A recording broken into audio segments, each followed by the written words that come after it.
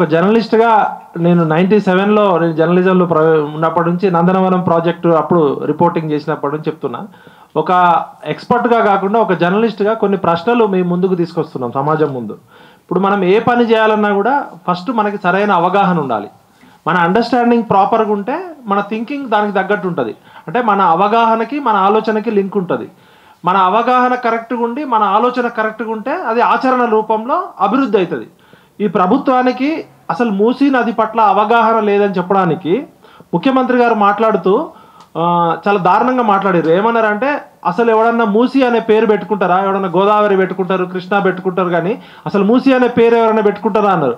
అంటే ఆయన మెదడులో మూసీ అనే పదం పట్ల మూసీ నది పట్ల ఉన్న అవగాహన ఏంటంటే మూసీ నది అంటే పెంట, మూసీ నది అంటే మురికి అని అనుకున్నాడు.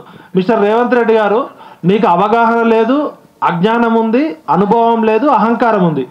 అసలు మూసీ నది అనేది మనకి ప్రకృతి ఇచ్చిన అనంతగిరి కొండల నుంచి ఓడపల్లి వరకు ప్రపంచంలోనే ఔషధాలు పారే నది.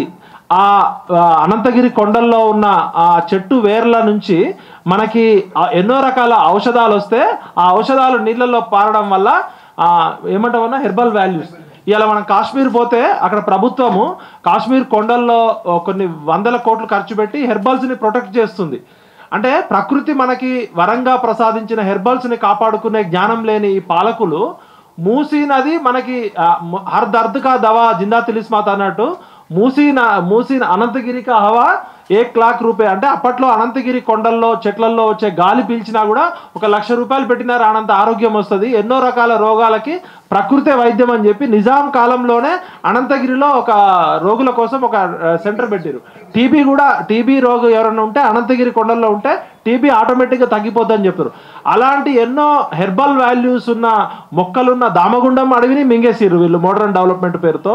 ఇప్పుడు ఆ మూసీ నది ప్రవహిస్తున్న నది పరివాహక ప్రాంతంలో మూసీ నదిని మింగిన బద్మాష్ గాళ్ళు ఎవరు అంటే, ఫస్ట్ అసలు నిజాం కాలంలో మొత్తం హైదరాబాద్కి తాగునీరుగా మొత్తం ఔషధ నీరుగా ఉన్న మూసీ నది కాలుష్యానికి కారణం ఎవరు? ఇండస్ట్రీస్. మరి ఇండస్ట్రీస్కి పర్మిషన్ ఇచ్చింది ఎవరు? Pollution control board. First Musi నదిలో ఈ కాలుష్యాలకి కారణం ప్రభుత్వము, కేంద్ర ప్రభుత్వము, రాష్ట్ర ప్రభుత్వము. ఈ పొల్యూషన్ కంట్రోల్ బోర్డుని ఉరిదీయాలి ఫస్ట్. ఈ 50-70 సంవత్సరాల్లో ప్రకృతి మనకు ఎన్నో వందల వేల సంవత్సరాల నుంచి ఇచ్చిన మూసీ నదిని కలుషితం చేసింది రాష్ట్ర ప్రభుత్వాలు, ఇండస్ట్రీస్. సెకండ్ వచ్చేసి ఇప్పుడు మన రుచిత్ కానీ జాన్ కానీ చెప్పినట్టు ఏదన్నా ప్రాజెక్ట్ చేసే ముందు ఇప్పుడు మనకి కాన్స్టిట్యూషన్లో వీళ్ళు ఇచ్చిన ప్రెస్ నోట్లో ఏముందంటే రాష్ట్రంలో ప్రాథమిక ప్రజాస్వామ్య సూత్రాలు అంటున్నారు. ఇప్పుడు మన 73-74 కాన్స్టిట్యూషన్ రాజ్యాంగ సవరణలో మన గ్రామ సభ అనేది కీలకం. అంటే ఏదైనా గ్రామంలో ఒక స్కూల్ కట్టాలన్నా, ఏదైనా ప్రాజెక్ట్ కట్టాలన్నా, మురికాలలో కట్టాలన్నా, శాండ్ తీయాలన్నా కూడా ఆ గ్రామ ప్రజలందరూ కూడా దానికి స్టేక్ హోల్డర్స్. ఆ గ్రామ ప్రజలతో పాటు ఆ ఎకో సిస్టమ్ ఉంటుంది. బర్రెలకు ఏమన్నా ఇద్దా, పశువులకు ఏమన్నా ఇద్దా, కోళ్ళకి ఏమన్నా ఇద్దా, ఆ గ్రామంలో ఉన్న చెరువు పరిస్థితి ఏంది, అంటే ఆ గ్రామంలో ఉన్న అన్ని రకాల బయోడైవర్సిటీని ఎక్స్పర్ట్స్ తోటి ఒక ప్రాజెక్ట్కి ఆమోదిస్తారు. అదేవిధంగా ఒక మున్సిపాలిటీలో ఇంత మూసీ నది 55 కిలోమీటర్ల స్ట్రెచ్లో ఇన్ని వేల లక్షల మంది ఉన్నప్పుడు ప్రభుత్వం ఒక ప్రాజెక్ట్ చేయదలుచుకున్నప్పుడు స్టేక్ హోల్డర్స్తో మాట్లాడాలి. ఇది రాజ్యాంగం కల్పిస్తున్న హక్కు. ఇప్పుడు మనం ఒక ప్రాజెక్ట్ చేసే ముందు ఆ ప్రాజెక్ట్ వల్ల ఎవరు లాభపడతారు, ఎవరు నష్టపోతారు, ఆ ప్రాజెక్ట్ వల్ల వచ్చే మంచి చెడు ఎవరికి ఉపయోగపడుతుందంటే ఆ ప్రాజెక్టు చుట్టూ ఉన్న అందరినీ స్టేక్ హోల్డర్స్ ఇన్వాల్వ్ చేయాలి. ఇది ఐక్యరాజ్య సమితి చెప్తున్న సస్టైనబుల్ డెవలప్మెంట్ గోల్స్ కానీ, లేకపోతే మానవ అభివృద్ధి సూచిక హ్యూమన్ డెవలప్మెంట్ ఇండెక్స్ కానీ, ఇలా ప్రపంచంలో అభివృద్ధి గురించి మాట్లాడే ఏ ఇంటర్నేషనల్ ఆర్గనైజేషన్ కూడా ఫస్ట్ మీరు భాగస్వాములతో మాట్లాడండి. చర్చి, డిబేటు, డిస్కషను, డైలాగ్ అనేది ప్రజాస్వామ్యంలో కాదు. ఈవెన్ కువైట్, రాజరిక దేశాలు, నియంతృత్వ దేశాల్లో కూడా ప్రభుత్వాలు మాట్లాడుతున్నాయి. ఎందుకంటే మనమంతా నాగరిక సమాజంలో ఆలోచిస్తున్నాం, ప్రశ్నిస్తున్నాం. ప్రశ్నే ప్రజాస్వామ్యానికి పునాది, ప్రశ్నే నాగరికత. అలాంటిది ఈ ఏం తెలవని గుంపు మేస్త్రి రేవంత్ రెడ్డి వచ్చినాక మూసీ నది ఎవరైనా పేరు పెట్టుకుంటారా అంటే మా పిట్టల శ్రీశైలం అలానే మనం అభినందించాలి. తన బిడ్డకి మూసీ అనే పేరు పెట్టుకున్నాడు. వాస్తవానికి మనకు కూడా తెలియదు. అంటే ఎంత అద్భుతమైన పేరు అది మూసీ అనేది ఎవరైనా పెట్టుకుంటారు కదా. ముఖ్యమంత్రికి ఉన్న ఆ భావజాలం, ఆ అవగాహన లేకపోవడం, అజ్ఞానంతో మాట్లాడుతున్నాడు.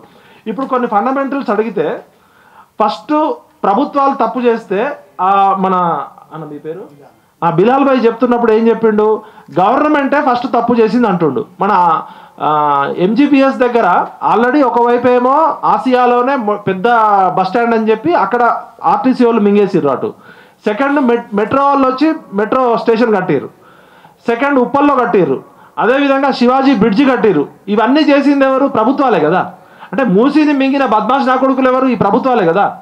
మరి ప్రభుత్వాల మీద కేసు పెట్టకుండా, ప్రభుత్వాలు చేసిన పనికి ప్రభుత్వాలను ఏమనకుండా, ఇండస్ట్రీని ఏమనకుండా, పొల్యూషన్ కంట్రోల్ బోర్డు నష్టపరిహారం చెల్లించకుండా, పాపం పేదోళ్ళు 100 గజాలో 50 గజాలో ఆ పేద దిక్కులేని వాళ్ళని రేవంత్ రెడ్డి ఎంత కసిగా కక్షతో ఐఎండి రిపోర్ట్స్ ఉన్నప్పటికీ కూడా 2025 సెప్టెంబర్లో ఉస్మాన్ సాగర్, హిమాయత్ సాగర్ నుంచి నీటిని క్రమక్రమంగా విడుదల చేయకుండా ఒకేసారి గేట్లు తెరిచి కొడకల్లారా మీరు ఖాళీ చేయకపోతే మొత్తం మిమ్మల్ని నీళ్ళల్లో ముంచి చంపేస్తామనే ఒక కసితో రాక్షసులు కూడా అట్లా చేయరు.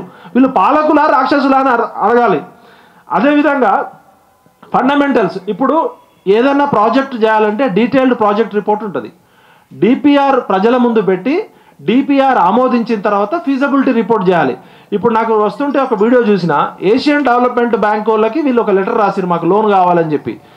నా చిన్నప్పుడు నేను జర్నలిస్ట్గా ఉన్నప్పుడు 20 ఏళ్ల క్రితం చంద్రబాబు గారు ఒక ప్రజెంటేషన్ చేశారు. నేను జపాన్ డెవలప్మెంట్ బ్యాంక్ వాళ్ళు వచ్చారు.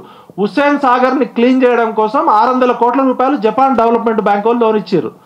మరి 600 కోట్లు చంద్రబాబు నాయుడు ప్రభుత్వం ఉన్నప్పుడు 600 కోట్లు హుస్సేన్ సాగర్లో పోసారు. హుస్సేన్ సాగర్ క్లీన్ అయిందా ఇప్పటికీ?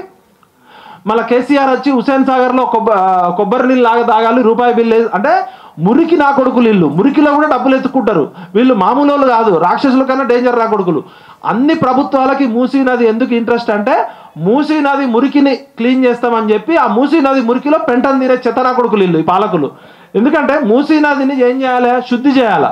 ఈ చెత్తనా కొడుకులకి బుద్ధి లేదు, శుద్ధి చేసే బుద్ధి లేదు. ఒకడు సుందరీకరణ అంటాడు, ఒకడు ప్రక్షాళన అంటాడు, ఒకడు పునరుజ్జీవం అంటాడు, ఒకడు గ్లామర్ తీసుకురావాలి. మూసీ నది వల్ల హైదరాబాద్కి ప్రపంచ స్థాయి గ్లామర్ వస్తుందట. అరే మీరు ఏం చదువుకున్నారా చెత్తనా కొడుకున్నారా? వాడు ఎవడో కొరియా పోయిన కాంట్రాక్టర్ ఒకడు ఉన్నాడు. ఒకవైపు ఏమో గండిపేట చుట్టూ ఫామ్ హౌస్లు ఆక్రమించుకున్నారు మీరు మంత్రులందరూ. మీ ఫామ్ హౌస్లలో నుంచి వచ్చే మలాలు మూత్రాలన్నీ కూడా మూసీ నదులకు వదిలిపెడతారు. మళ్ళీ పెద్ద పెద్ద మాటలు మాట్లాడతారు. వీళ్ళు కొరియా పోయారు కదా, పొంగులేటి, ఆమ్రాపాలి ఆ టీం అంతా పోతే అక్కడ ఏమన్నారంటే ఆ కొరియా ఏ సిటీ అది? Seoul city. ఆ మేయర్ 4000 సార్లు అక్కడ ఉన్న ప్రజలతో 4000 మీటింగులు పెట్టినట. 4000 మీటింగులు అంటే అక్కడ ఉన్న ప్రజలతోటి, అక్కడ ఉన్న వ్యాపారస్తులతోటి, అక్కడ ఉన్న స్టేక్ హోల్డర్ని ఒప్పించడానికి 4000 మీటింగులు పెట్టి వాళ్ళకు నచ్చినట్టు అభివృద్ధి చేశారు.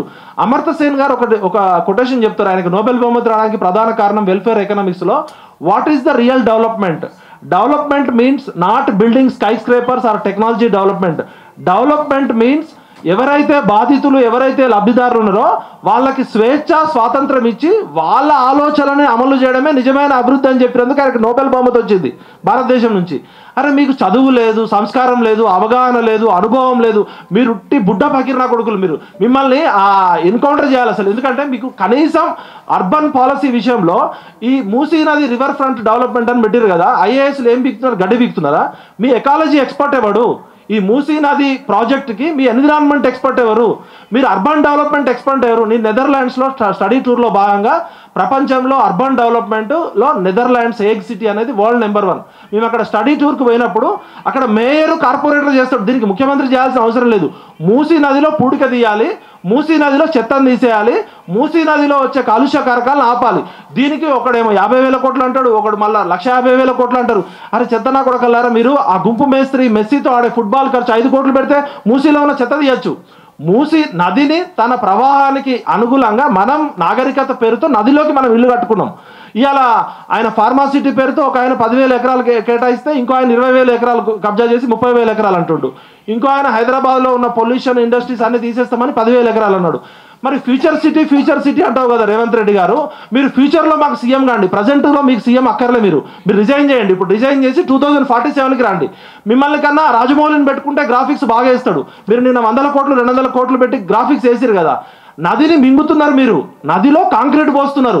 నదిని వెడల్పు చేయండి, నదిని శుద్ధి చేయండి. నదిని బాగు చేయడానికి మేమంతా మీకు సపోర్ట్ చేస్తాం, అవసరమైతే శ్రమదానం చేస్తాం. లేకపోతే ఈ రుచిత ఆధ్వర్యంలోనే జన్జీ మూవ్మెంట్ పొంగులేటి ఇంటి మీద, ఈ పొల్యూషన్ కంట్రోల్ బోర్డు ఇంటి మీద, ఈ మంత్రుల ఇళ్ల మీద, మూసీ నది ఒడ్డు మీద, మూసీ నదిని మింగిన చెత్తనా కొడుకులు అందరి ఇళ్ల మీద జన్జీ ఉద్యమం చేయాలి. ఎంత బాధ అనిపిస్తుంది అంటే 79 సంవత్సరాల తర్వాత భారతదేశం ప్రపంచంలోనే అతిపెద్ద ప్రజాస్వామ్య దేశం, అతిపెద్ద లిఖిత రాజ్యాంగం, ప్రజల చేత ప్రజల కొరకు ప్రజలే పరిపాలించిన ప్రజాప్రతినిధులు మూసీ నది ఒడ్డునున్న జీవితాలను మింగేస్తూ వాళ్ళని ఎక్కడో డబుల్ బెడ్రూమ్ ఇళ్ళకు పంపిస్తారట. నాకు నిన్న రాత్రి కాంగ్రెస్ మిత్రులు చెప్తున్నారు, అమీన్పూర్లో ఇట్లనే డబుల్ బెడ్రూమ్ ఇల్లు ఇస్తే వారం రోజుల నుంచి అక్కడ డ్రైనేజ్ పొంగి పొర్లుతుంటే కూడా పట్టించుకోవట్లేదట. కలెక్టర్కి ఫోన్ చేస్తే ఆమె రైజింగ్ తెలంగాణ అంటుందట. ఫోన్ చేస్తే రైజింగ్ కాదు, డ్రౌనింగ్ తెలంగాణ. ఇంగ్లీష్లో ఏమంటారు ముంచడానికి? డ్రౌనింగేనా? తెలంగాణ మిస్ అవుతుంది, రైజింగ్ కాదు, మిస్సింగ్ తెలంగాణ, డ్రౌనింగ్ తెలంగాణ. మీకు ఏం తెలియదని కూడా తెలియదు. మీరు ఇమీడియట్గా రిజైన్ చేయండి. మీకు చేత కాదు ఏమన్నా అంటే మమ్మల్ని కోసుకొని తినండి, మమ్మల్ని దొంగల్లాగా చూస్తున్నా అంటున్నారు కదా. రుచిత్ని సీఎం చేసినా కూడా అంతకన్నా అద్భుతంగా పాలిస్తాడు ఆయన. ఎందుకంటే ఒక లా చదువుకున్నాడు, ఒక పొలిటికల్ సైన్స్ చదువుకున్నాడు. ఇక్కడ ఈ రూమ్లో కూర్చున్న ఎవరైనా కూడా మీకన్నా అద్భుతంగా పాలిస్తారు. ఒకటే చెప్తున్నాం, మూసీ నది మనకి ప్రకృతి ఇచ్చిన వనరు. మూసీని కాపాడుకుందాం. ఈ సుందరీకరణ, ఈ గ్లామర్ పదాలు మాకు అక్కర్లే. ఇంకోటి మా జిలాల్ భాయ్ చెప్తున్నాడు 150 నాలాలు ఉన్నాయి అంటున్నాడు. ఆ నాలాల మీద కబ్జాలు అయినప్పుడు మూసీ నదిలోకి వచ్చే అది ఇంపార్టెంట్ కదా. ఆ మూసీ నదికి డ్రైన్ వాటర్ ఎక్కడి నుంచి వస్తుంది, రెయిన్ వాటర్ ఎక్కడి నుంచి వస్తుంది, డ్రైనేజ్ ఎక్కడి నుంచి వస్తుంది, అది చేయకుండా ఆ గ్రాఫిక్స్ వేసి కొండల రెడ్డో, తిరుపతి రెడ్డో, పొంగులేటి శ్రీనివాస్ రెడ్డో పోయి ఆ కొరియా మేయర్ చుట్టూ ఫోటోలు దిగి అమ్రాపాలి ఇట్లా నవ్వి ఆమె ఇట్లా ఇకిలించి ఈమె ఇట్లా సకిలించి జిగేలు అక్కర్లే. మా కాంగ్రెస్ పార్టీ అధికారంలోకి రావడానికి మేము వారంలో పనిచేసినప్పుడు మా రుచిత అర్ధ గంటలో అద్భుతమైన గ్రాఫిక్స్ తయారు చేసి ఇచ్చిండు ఆమెకి. ఎవరికి? ఆమె దీపాదాస్ మున్షికి. మరి రుచిత ఒక్కడే సరిపోతాడు. మీ గ్రాఫిక్స్, మీ కన్సల్టెంట్లు ఏం చేస్తారు? కరప్షన్ చేస్తారు. 100 రూపాయల పనికి 1 కోటి రూపాయలు తీసుకుంటారు. ఎవరన్నా మీకు అడ్వైజర్ ఎవరు? మీరు అడ్వైజర్లు ఉన్నారా? మీరు బడ్వైజర్లు ఎవరన్నా? లేదా తాగి పడుకుంటున్నారా మీరు? మీ ఎకాలజీ ఎక్స్పర్ట్ ఎవరు? మీ ఎన్విరాన్మెంట్ ఎక్స్పర్ట్ ఎవరు? మీ అర్బన్ ప్లానింగ్ ఎక్స్పర్ట్ ఎవరు? మీకు హెల్త్ ఎక్స్పర్ట్ ఎవరు? ఈ మూసీ నది మా అన్న చెప్తున్నాడు సూపర్ బగ్గులు వచ్చినాయట. ఇప్పుడు ఒక సినిమా చూసినాడు నేను ఆ మధ్య, ప్యారిస్లో తిమింగలం ఏదో వస్తే ఆ తిమింగలాలను చంపడానికి ఎవరో చేస్తే ఆ తిమింగలాలు మొత్తం ప్యారిస్ నగరాన్ని మింగేసినాయి. ఆ సినిమా ఏదో వస్తుంది, షార్కులు తిమింగలాల మీద. అట్లనే ఈ మూసీ నదిని ఉన్నట్టు శుద్ధి చేస్తే సరిపోద్ది. మీరేం రియల్ ఎస్టేట్ వెంచర్లు వేయక్కర్లే, మీరేం మాకు డెవలప్మెంట్ చేయక్కర్లే. మీ అజ్ఞానం సరిపోతుంది. మీరు ఓటుకు నోటు దొంగలు. ఏదో వేల కోట్ల రూపాయలు వచ్చినాయి కాబట్టి దిక్కులేక అక్కమ్మగుడు అనేది సామెత అన్నట్టు మీరు దురదృష్టవశాత్తు ఫ్లూక్లో వచ్చిన మినిస్టర్ రేవంత్ రెడ్డి గారు, మీరు గుంపు మేస్త్రి నాలెడ్జ్ చాలు. మీరు మూసీ నదిని ఏం చేయక్కర్లే. మేము అవసరమైతే ఒక 5 కోట్లు 10 కోట్ల చందాలు వేసుకొని మేము బాగు చేసుకుంటాం. మీరు మూసీ నదిని శుద్ధి చేస్తే మీకు సపోర్ట్ చేస్తాం తప్ప మూసీ నది పేరుతో రియల్ ఎస్టేట్ వెంచర్ వేసి వాళ్ళ అన్నదమ్ముళ్ళు వాళ్ళ చుట్టాలంతా కొనుక్కున్నారట సిటీ సెంటర్లో. అది ల్యాండ్ స్కామ్ అవుతుంది. కాబట్టి మీరు చేసే పోరాటము దీంతో తెలంగాణలో మూసీ రివర్ ఫ్రంట్ పేరుతోటి జన్జీ ఉద్యమం స్టార్ట్ చేయండి. ఈ కొడుకులందరినీ మూసీలేసి బొంద పెడదాం. జై తెలంగాణ, సేవ్ మూసీ రివర్.